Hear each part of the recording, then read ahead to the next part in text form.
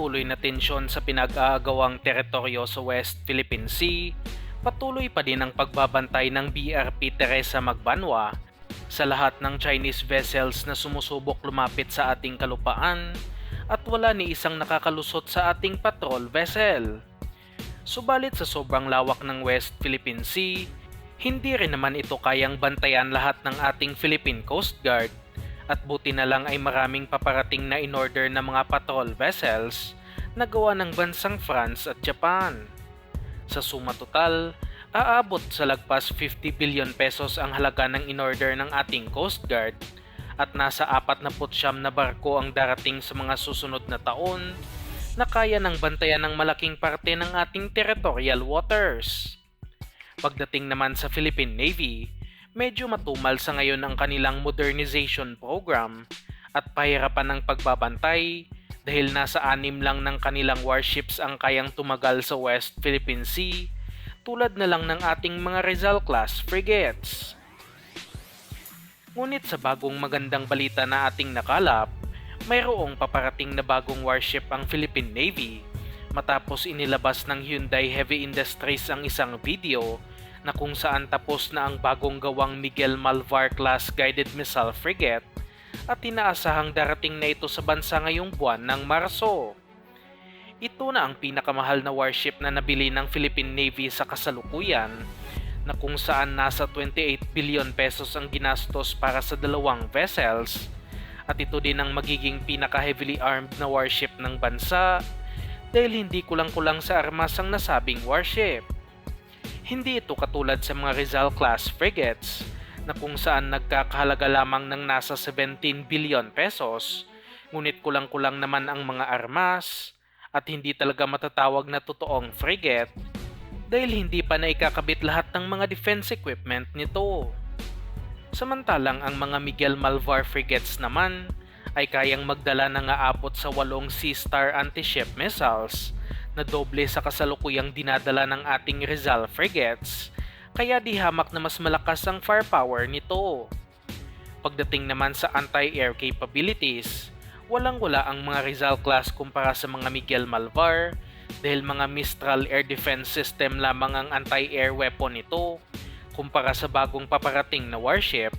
na kung saan armado ito ng isang Aselsan Gokdinez 35mm dual cannon na kayang tamaan ng mapapalapit na missiles at aircraft at may range ito ng nasa 4 kilometers.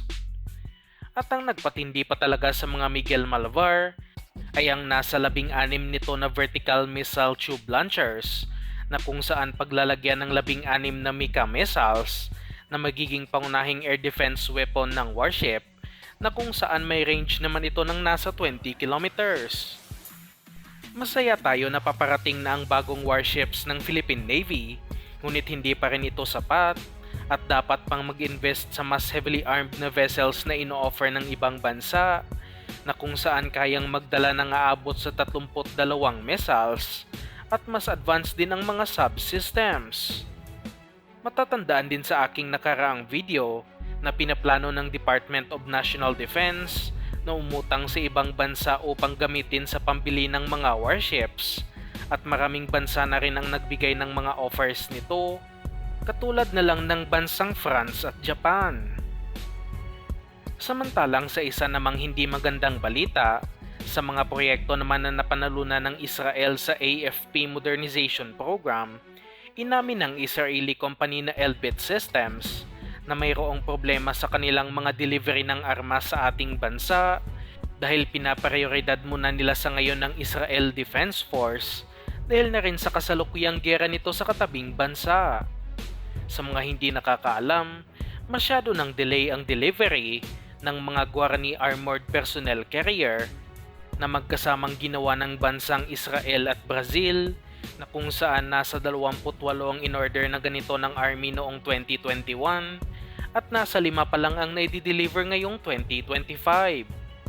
Hindi lang din ang mga Guarani ang nakakaranas ng delay dahil pati na rin ang delivery ng mga ASCOD Sabra light tanks ay apektado din sa sitwasyon ng Israel sa ngayon na kung saan nasa 10 pa lang din ang nakakarating sa bansa. Alam nating di kalidad ang mga defense asset na gawa sa Israel, Ngunit hindi natin may kakaila na dapat nang maghanap ang ating hukbong sandatahan ng ibang supplier ng mga armored vehicles sa bansa dahil kailangan na ito ng ating army sa lalong madaling panahon. Dapat nang ikonsidera ng bansang iba pang ino-offer sa modernization program tulad na lang ng mga Tigon 6x6 armored personnel carrier ng South Korea na kung saan nasa kanilang display noong ADAS 2024 at sana ay kasama ito sa bibilhin ng army. Pagdating naman sa mga tangke, maganda din naman ang mga ASCOD Zebra light tanks, ngunit kapag madidelay pa ng husto ang delivery nito, ay dapat na ring maghanap ng iba pang supplier ang Pilipinas na kayang i-deliver ang mga tangke sa lalong madaling panahon. Kabilang na nga sa ino-offer noon ay ang mga Kaplan medium tank